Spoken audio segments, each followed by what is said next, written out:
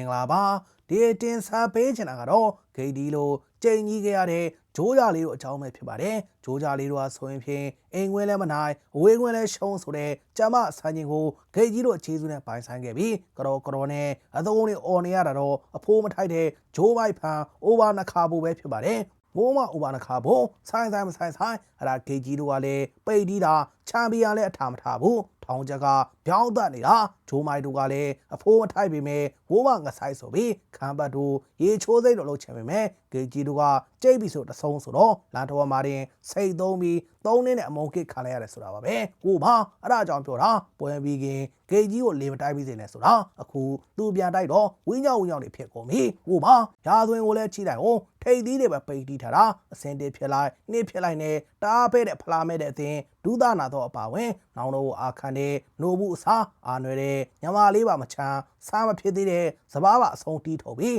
သူမတီးနေတာဆိုလို့တောင်းထင်းနေမောင်မောင်လွင်တို့အသေးမဲ့ရှိတယ်ကိုပါမောင်မောင်လွင်သူလည်းဆိုင်မဆိုင်ထပ်ဆယ်တယ်ကဲဆိုင်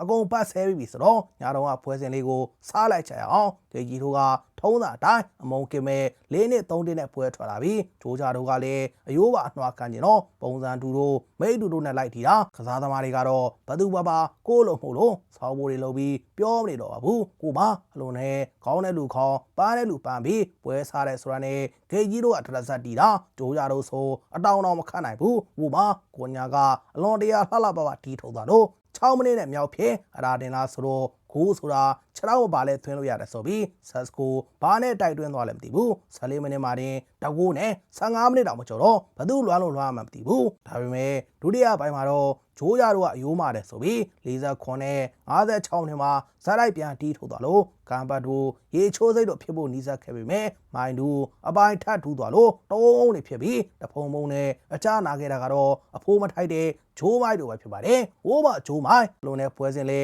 မိနစ်90ရောက်မှာတော့ကျွဲဖင်းနေဖြစ်ရင်ဂျိုးမိုက်တို့အရှုံးကိုရင်ဝယ်ပါရင်ပြီးဆုံးသွားပြီးပေးခြင်းတဲ့ message ကတော့ဂိတ်ဖြိုရင်ကျိတ်ငိုရမယ်ဆိုတာပါပဲ။ဟိုမှာအားလုံးပဲကျေးဇူးတင်ပါတယ်ခင်ဗျာ။